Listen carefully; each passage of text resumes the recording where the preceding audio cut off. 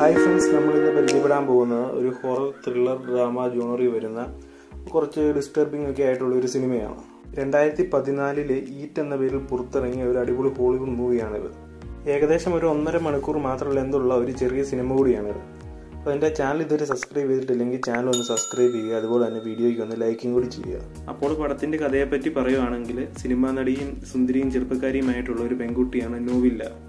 അവൾ കഴിഞ്ഞ ഒരു 3 വർഷമായിട്ട് സിനിമയൊന്നുമില്ലാതെ ഒരു വാടക വീട്ടിലാണ് താമസിക്കുന്നത്. ജോലിയൊന്നുമില്ലാത്ത നോവില്ല വളരെ കഷ്ടപ്പെട്ടാണ് അവളുടെ വീടിൻ്റെ വാടകയൊക്കെ കൊടുക്കുന്നത്.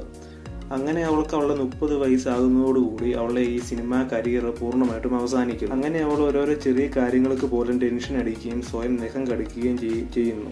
പിന്നെ പതിയെ നോവില്ല അവളുടെ സ്വന്തം ശരീരത്തിലെ ഓരോരോ ഭാഗങ്ങൾ ഭക്ഷണമാക്കുന്നു.